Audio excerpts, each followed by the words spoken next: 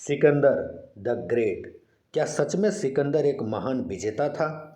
Greece के प्रभाव से लिखी गई पश्चिम के इतिहास को पूरी दुनिया मान लेती है, लेकिन ईरानी, भारतीय और चीनी इतिहास में कुछ और ही बताया जाता है।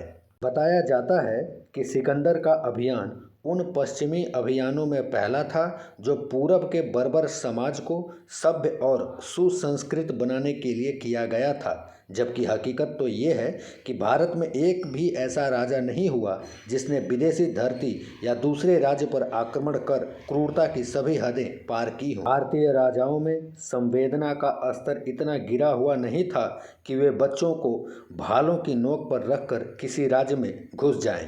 चलिए आज सिकंदर द ग्रेट की क्रूरता के कारनामे जानते हैं, जिसे सुनकर आपके भी होश उड़ जाएंगे। सिकंदर एक छोटे से देश यूनान के राज्य मैसेडोनिया यानी मकदूनिया का शासक था। एक ऐसा देश जिसने फारसियों के कई बार कुचला था। मैसेडोनिया के लोग फारसियों से बहुत नफरत करते थे।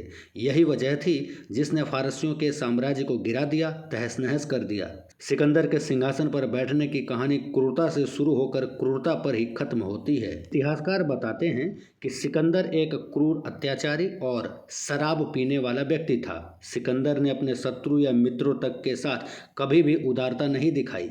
उसने अपने कई सहयोगियों को उनकी छोटी सी भूल से रुष्ट होकर तड़पा तड़पा कर मार दिया था। इसमें उसका एक योद्धा बसूस, अपनी ढाई का भाई क्लिटोस और परमिनियम का नाम शामिल है।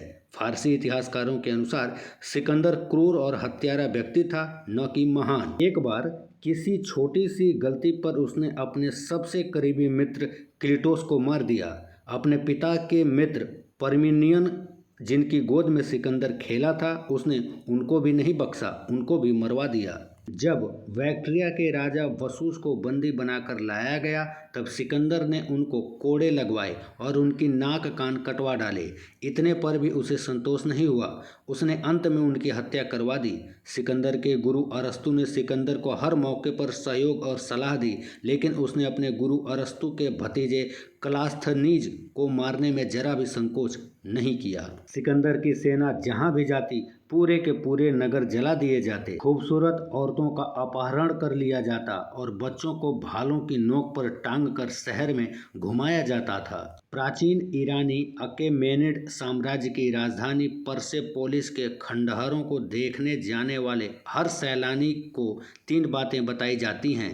इसे डेरियस महान ने बनाया था, इसे उसके बेटे जेरेक्सस ने और बढ़ाया, लेकिन इसे उस क्रूर इंसान ने तबाह कर दिया जिसका नाम था सिकंदर। शराब पीने के बाद एक ग्रीक नर्तकी को यह कहते दिखाया गया है कि ईरानी शासक जेरेक्सस से बदला लेने के लिए उसने एक्रोपोलिस को जला दिया। ईरानी भी सिकंदर को पसंद नहीं करते हैं।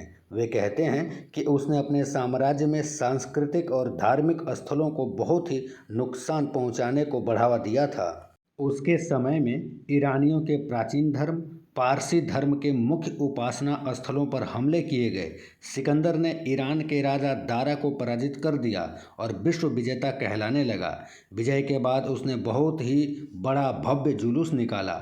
सिर्फ 32 साल की उम्र में मौत के मुंह में चले जाने वाले सिकंदर को ईरानी कृति शाहनामा ने सिर्फ एक विदेशी राजकुमार माना है। उसे कभी महान घोषित नहीं किया। महान तो पश्चिमी संस्कृति के लोग मानते हैं। पोरस और सिकंदर का युद्ध। ऐसा क्रूर सिकंदर अपने क्या महान सम्राट पोरस के प्रति उदार हो सकता था? यदि पोरस हार जाते तो क्या वे जिंदा बच पाते, और क्या उनका साम्राज्य यूनानियों का साम्राज्य नहीं हो जाता? इतिहास में यह बताया गया है कि सिकंदर ने पोरस को हरा दिया था। यदि ऐसा होता तो सिकंदर मगध तक पहुंच जाता और इतिहास कुछ और होता, लेकिन इतिहास लिखने वाले यूनानियों ने सिकंदर की हार को पोरस की हार में बदल दिया। सिकंदर अपने पिता का ही दुश्मन था। माता और बेटे ने मिलकर पिता को ठिकाने लगा दिया। अपने पिता की मृत्यु के बाद उसने अपने सौतेले और चचेरे भाइयों का भी कत्ल कर दिया और खुद मैसेडोनिया के सिंहासन पर बैठ गया। सिंहासन पर बैठते ही उसकी महत्वाकांक्षा बढ़ गई। पारस में भव्य जीत के बाद पोरस से हारे हुए सिकंदर का सम्मान और उसकी प्रतिष्ठा बनाए रखने के लिए यूनानी लेखकों ने यह सारा झूठ फैलाया। स्ट्रेबो, श्रानबेक आदि विदेशी विद्वानों ने तो कई स्थानों पर इस बात का जिक्र भी किया है कि मेगस्थनीज आदि प्राचीन यूनानी लेखकों के विवरण झूठे हैं। ऐसे विवरणों के कारण ही सिकंदर को महान बताया जाता है और पोरस को एक हारा हुआ योद्धा, जबकि सच्चाई इसके ठीक उल्टा है। सिकंदर को हराने के बाद पोरस ने उसे छोड़ दिया था। अपने देश वापस लौटते समय रास्ते में सिकंदर का युद्ध जाटों से भी हुआ। जाटों ने युद्ध में बुरी तरह घायल कर दिया था। सिकंदर बाद में मारा गया। कहते हैं वह शराब पीकर युद्ध लड़ता था। यूनानी इतिहासकारों के झूठ को पकड़ने के लिए ईरानी और चीनी विवरण और भारतीय इतिहास के विवरणों को भी पढ़ना चाहिए। यूनानी इतिहासकारों ने सिकंदर के बारे में झूठ लिखा था। ऐसा करके उन्होंने अपने महान योद्धा और देश के सम्मान को बचाए रखा। जवाहरलाल नेहरू अपनी पुस्तक ग्लिम्पसेज ऑफ वर्ल्ड हिस्ट्री में लिखते हैं कि सिकंदर अभिमानी, उद्दंड, अत्यंत क्रूर और हिंसक था। वह खुद को ईश्वर के समान समझता था। क्रोध में आकर उसने अपने निकटतम मित्रों और सगे संबंधियों की भी हत्या कर दी।